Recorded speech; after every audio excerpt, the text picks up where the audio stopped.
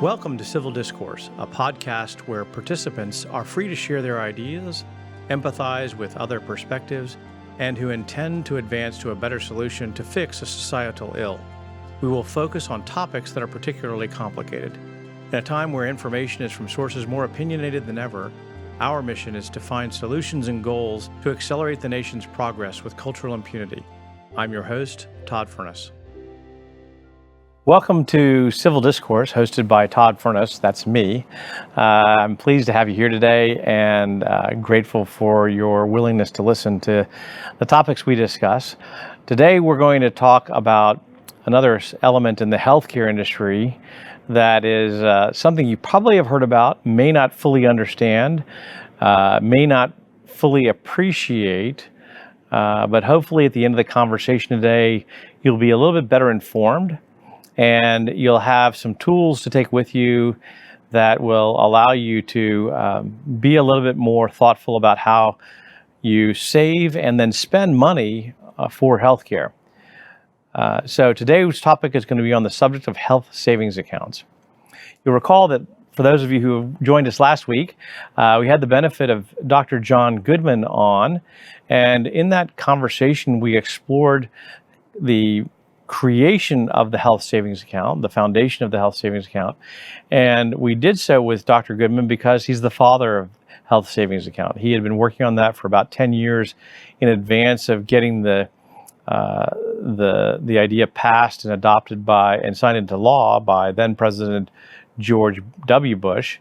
And the idea has gotten some traction, but not nearly as much traction as we would like.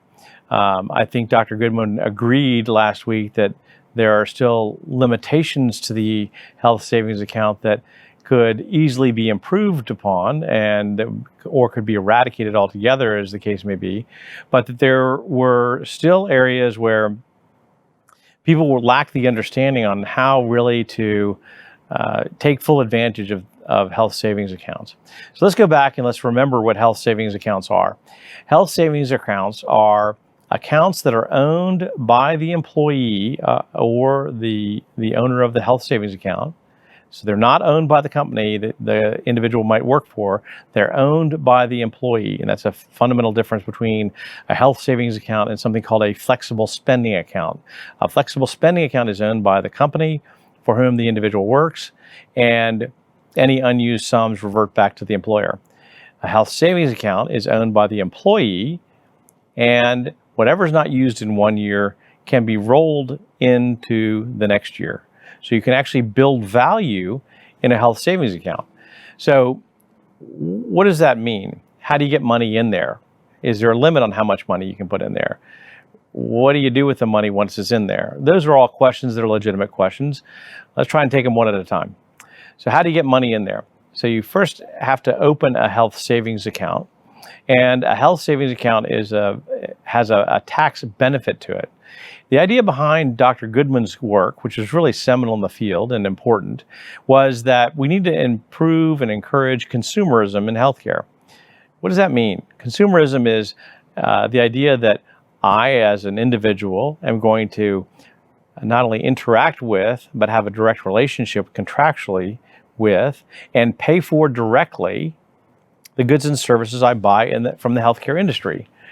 And so that means that I can go to my doctor and I can actually do things like negotiate price, or I can go to a lab services company, or I can go to an imaging company, or I can go to a hospital system. And I'd say, hey, you know what? I think your price of $1,000 or $500 or $100 is too high.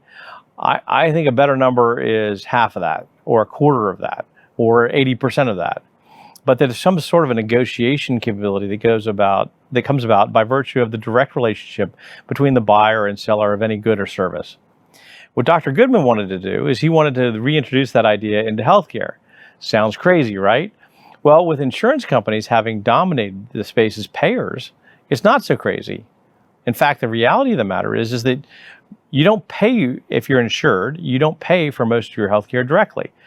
Or you pay the insurance company. The insurance company then pays a negotiated rate that the insurance company dictated between the insurance company and the healthcare service provider. Well, that sounds like it makes sense, except for one thing. Who who does the provider owe a duty of loyalty to? Who is the customer? Who gets to decide what rules are followed, what protocols are established, what the course of action is for your health? Well, that's a convoluted message and a even more convoluted answer. But let's just go back to the question of pricing and payment structures, and let's encourage, was the argument of Dr. Goodman, let's encourage a direct relationship between the buyer and the seller of the goods or services. So let's encourage consumerism. Let's have patients pay directly for their healthcare services. And let's do that. Let's equip them with the cash to do so. In other words, let's encourage the savings by individuals of money for use in healthcare expenditures. So what happened as a result of Dr. Goodman's work in the Bush administration was the law was passed that said, or the executive order was passed that said, hey, we're going to encourage people to save money to be used for healthcare purposes. Now, to encourage that, we're going to not only create some incentives, but we're also going to create some structure around it. So, first of all, we're going to make those dollars saved, put into an account, have the result of reducing your taxable income. So you don't get taxed on that. In other words, there's a taxable benefit or a tax benefit by you putting money into your health savings account. That's a good thing. In addition to that, any money that you have in your health savings account that you don't spend this year, this calendar year, can be rolled into next year. And there's not a limit on the value you can create in your health savings account. So while the number might be $100 this year, but you only spent $50, you can roll the remaining $50 into your account or keep it in your account next year. And if you put another $100 in there, you're going to have $150 in the account when you start. And that money is there, and it's not taxed, and it can be used for a variety of purposes under the code, the tax code, that qualify as medical expenses. Now, a step further is you can invest that money. You can invest it in stocks or bonds or whatever you think is appropriate. And the income earned, or the dividend, meaning dividends, or the value that's created by virtue of a sale that's greater than the purchase price, the gain, if you will, all that can be it can be retained in your in your health savings account without taxation. Again, you keep the money in the health savings account. As long as it's in that health savings account, it's not subject to tax. And when you spend the money on healthcare costs, it is also not taxed. So these are good things. They're encouraging the right kinds of behavior. They're encouraging consumerism. Now, there are some limitations. When you set up the account, there's a fee, obviously, that has to be paid because somebody's got to administer that account. That's a little bit of a fee. It's not that significant, but there is a fee. And then there are limitations on how much money you can put in the account each year. This year, the number is about $7,200 for a couple. That's a lot of money. But it allows you to pay for those costs of for healthcare in the year that you incur them. Now, you might say, well, $7,200, that's a lot of money. Why would I do that? Well, there are a couple of things. One, not only the tax benefits, but at least theoretically, you should be able to increase the deductible you would otherwise pay. In other words, if you increase the deductible, then theoretically what should happen is the amount you pay monthly in the form of your premium should change. In other words, you should have to pay less on a monthly basis for your healthcare insurance because you've got cash on hand to pay a larger deductible or more copays. So right now what happens is that you're discouraged from saving in the HSAs, and you're discouraged from having a low deductible, and you're discouraged from having a low copay because, you're discouraged from having a high deductible, and you're discouraged from having a high copay because the insurance companies want more of that cash for them to manage rather than you. And because they're spreading the risk of healthcare problems across a pool of people, they want to have the ability to manage that themselves, but that costs you money. So instead, what ought to happen is you should be in a position to manage that yourself. And a health savings account is a good way for you to do that. Unfortunately, all the things that are need to tick and tie aren't done by the code. And while you may be able to save a significant amount of money in your HSA, you may not be able to correlate that to a plan that increases the premium, decreases the premium such that it offsets the cost of the HSA. So let's walk through that real quickly because I think that can be confusing. So let's imagine that you pay, call it $1,000 a month for your health insurance. Well, if you increase your deductible and increase your copay, then what that means is that your premium should go down. It should go down from $1,000, maybe it goes down to as low as $500 or $250 because you're taking the first risk. In other words, you're paying out of your own HSA pocket before the insurance company is subject to payment. So if you think that through, you should be encouraged to do that because then what happens is you say to the physician or to the healthcare system or to the imaging company or the lab company, hey, I don't want to, I think your prices are too high. And that competitive pressure, that pricing pressure, then gives you a couple of things, a couple of tools in your arsenal. First of all, you can say, hey, I'm going to go to a different provider because they're going to charge me less. And the quality, assuming the quality is the same or better, I'm going to go choose somebody who's going to charge me less. And so if you want my business, then you should have the obligation to agree to my price, or you're going to agree to my price.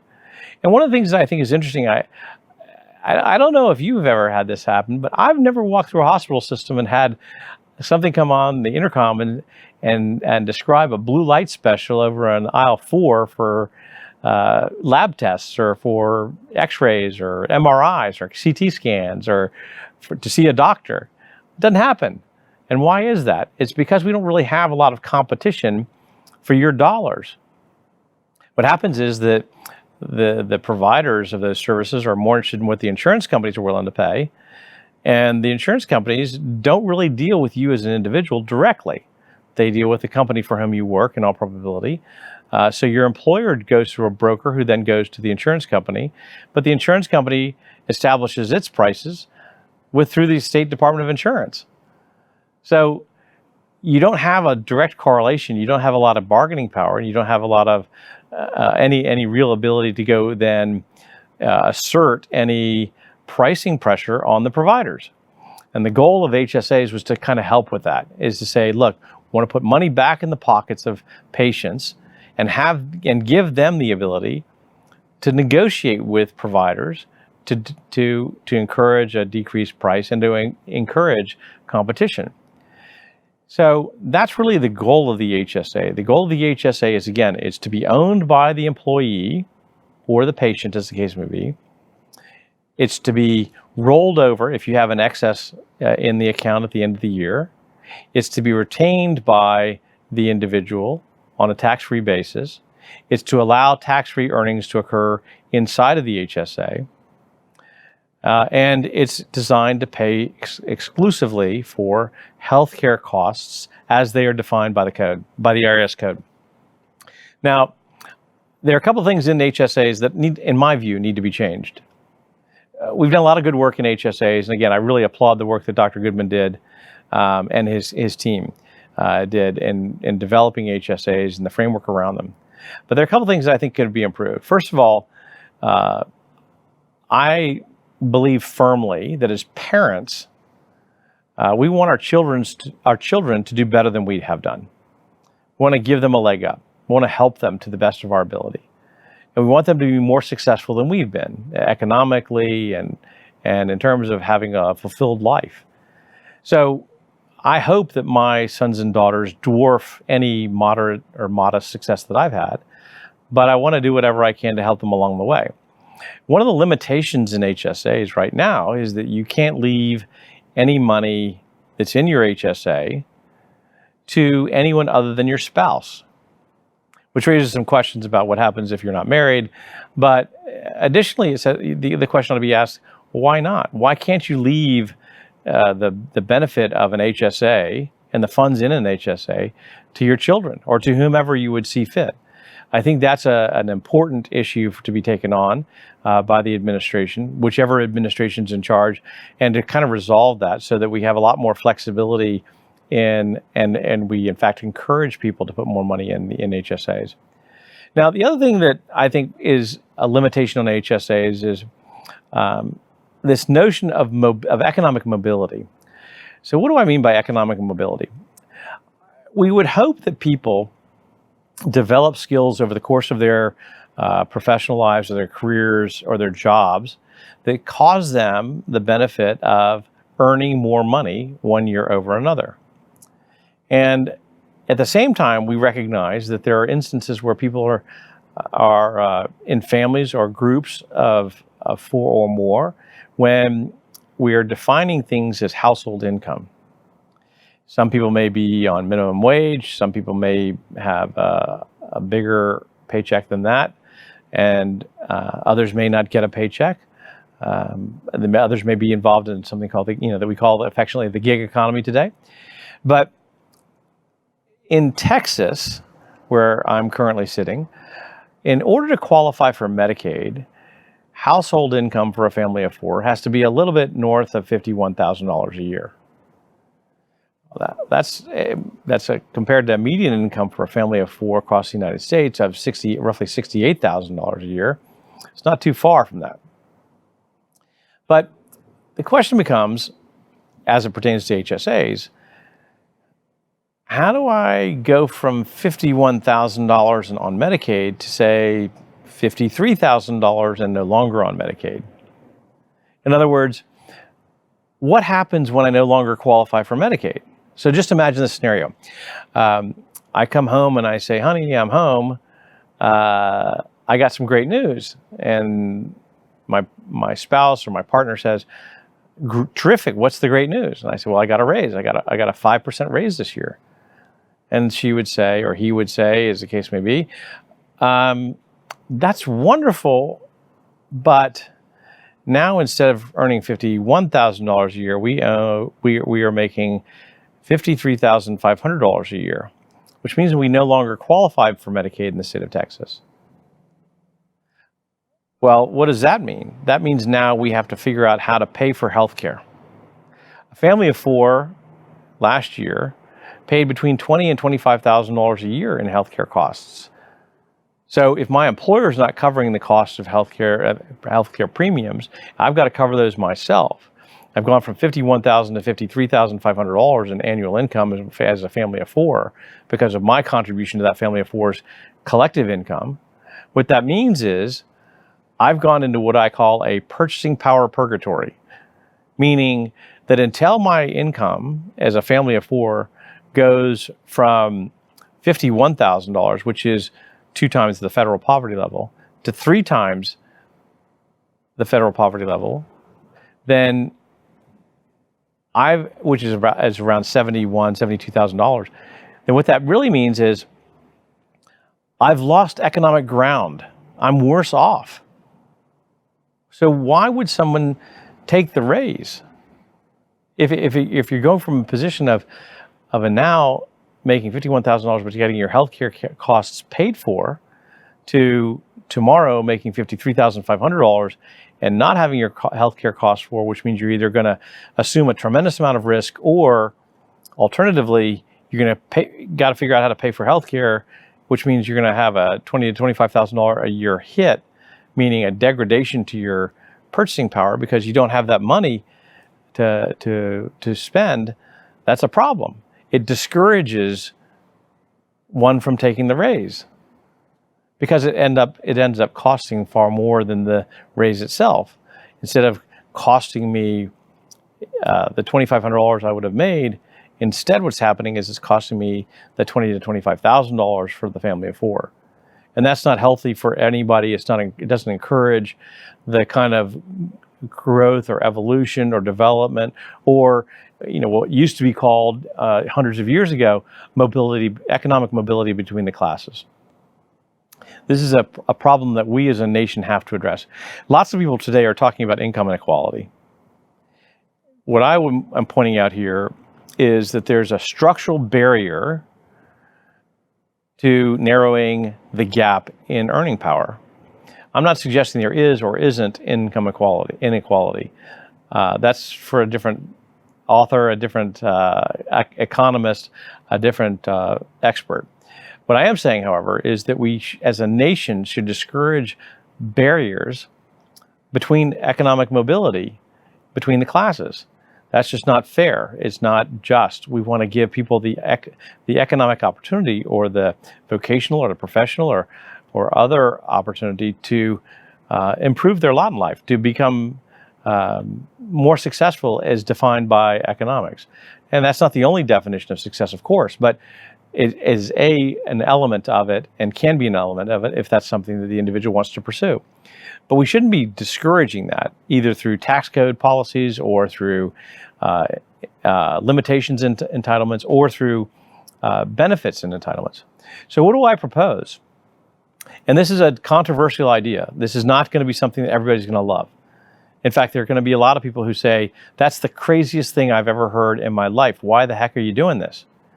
And I admit it's controversial, but I also think that we've got to figure out a way to marry up two different concepts. One, we've got to extend this concept of HSAs to increase consumerism more broadly, so that we can have the full weight and force of competitive forces on the marketplace, on pricing in the healthcare industry, which we do not have today, and we have to create. The second thing is, I want to encourage, or at least not discourage, economic mobility. And to do that, what I believe we ought to be doing is we ought to be indexing. We ought to be indexing benefits. What do I mean by that? I mean, what we ought to do is we ought to encourage people to contribute to an HSA, even when they're on Medicaid, even if it's a modest amount, even if it's $25 a month or $10 a month, whatever the amount that the individual can afford to contribute into an HSA, and then have a matching program, where the matching program consists of a number, an indexed number, and I'm proposing 5 or 6 to 1, so that at the end of the year, someone on Medicaid who is having their costs or their healthcare costs paid for is building value in their HSA, which can only be used for healthcare expenses in subsequent years. So the idea is, let's help that individual build a store of value in their HSA, and allow them, impose upon them the personal responsibility of contributing to the HSA itself in some form or fashion, and then match that with other dollars that come in from state and federal sources that takes the pressure and moves it from an entitlement structure of Medicaid and encourages movement outside of Medicaid into a consumer-driven healthcare industry, which we don't have today. By doing that, what we're also doing is we're going to ease the pain of federal expenditures elsewhere. So let's encourage an index and use those indexes on a declining basis. So the closer you get to the 3 times federal poverty level, the smaller the index is. So it might be 6 to 1 at $45,000 for a family of 4, and it might be 2 to 1 when you get to a household income for a family of 4 of $65,000. But you graduate that down so that over time what's happening is, while the indexing is less, there's still a benefit to creating that store of value in an HSA that creates consumerism in the individual and creates some pressure on pricing in the healthcare industry. That way, what we have is we have better access to healthcare, more competition in healthcare, broader use of tax-advantaged accounts like the health savings account, and we allow and facilitate, ideally, more movement more economic mobility between and within the individuals. If we did that, I believe we'd be in a better place, because we would be encouraging all sorts of negotiation and pricing competition and pricing pressures on providers. I'm not suggesting that providers aren't under a lot of stress and pressure right now. What I am suggesting is that there are lots of opportunities that can be eliminated from the cost structure today if we paid directly. So think about it. This is just a brief description of the problem, but let's think about what happens when a doctor or a healthcare system is seeking quote unquote reimbursement from an insurance company. What happens is the patient goes in, they see the provider. The provider then may or may not collect a copay or deductible, depending upon the individual insurance plan that the patient is subject to. And then what happens is that doctor has to fill out a form. They have to put a code in a claim form. They have to make sure they get that code right. And if they don't, bad things happen. It could even be civil and criminal penalties if they're not done properly. And then they file that claim with the insurance company. The insurance company has to then take a look at that documentation. They have to agree, or what they do is they fuss with the system and they say, we don't agree, and they send it back. This administrative activity is very expensive. And it also causes an erratic flow of cash back to the healthcare service provider. In other words, they can't predict their own cash flows. So it may take 30 days to get paid, it may take 60 days to get paid, it may take 90 days to get paid, it may take 120 days or more to collect on the claim that they've just processed. So if you, by contrast, have a situation where the patient is paying in cash with a credit card, then what happens is that claim doesn't have to be filed. Those expensive resources in the administrative area don't have to be consumed. They don't have to deal with the insurance company. They don't have to wait for their cash. So all the costs associated with that administrative function, with that degradation of cash flow, with the predictability of cash, all enhance and support, in fact, a lower price. So it's not as though in all of these instances, the doctors have to, or the healthcare systems have to change what they're doing, or they have to adopt a whole lot of new technology. What we're doing is we're just saying, hey, no, let's go back to basics. Let's cause a direct relationship between the buyer and seller of healthcare services, and let's have that consumerism drive prices down through the elimination of cost incurred in the administrative processes that support collection from an insurance company when the patient who's getting the service is standing right in front of the doctor. And that's a better solution. So backing up, I'm advocating health savings accounts. They're very good for the country. They're a smart idea. Dr. Goodman, the father of health savings accounts, did a great did good work in developing them. And I'm glad that he was, after 10 years of hard work, able to encourage the Bush administration to adopt them. I'm encouraging more flexibility in health savings accounts, who they can be left to, how they're used, the amounts that you can put into health savings accounts, and ultimately there should be a correlation between the amounts you can put into a health savings account and the maximum deductible allowed under the available plans in your particular state. So more flexibility in the health savings accounts in terms of not only what you can put into them, how you use them, but also who you can leave them to. And let's figure out a way to continue working on improving the consumerism in the healthcare industry. Healthcare is important. Healthcare is required by everybody. Everybody should have a stake in the game in terms of their own healthcare and improving it. And so the design of the discussion we've had, which is evidenced in my book, The 60% Solution, is one where the personal responsibility is undertaken. But let's figure out a way to encourage more consumerism and more of a direct relationship between patients and their physicians and hospital systems. Again, physicians and hospital systems are very mission-oriented. They want to do the work for the patient. But they also recognize that this is their job, this is their vocation, and so they need to be paid for it in order to be able to deliver the service at the highest quality level possible. And caregivers want to do that.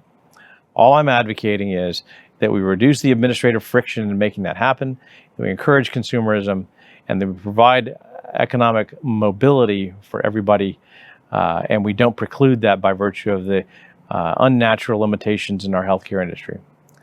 Thank you so much for listening to me today. I'm really grateful that you would take some time out of your day to listen to this conversation, and I look forward to talking to you again. I'm Todd Furniss. This is Civil Discourse, hosted by Todd Furniss. We'll talk to you soon. Thanks for watching this week's episode of Civil Discourse. To learn more about today's topic or our guest, visit www.the60percentsolution.com or www.tfip.group.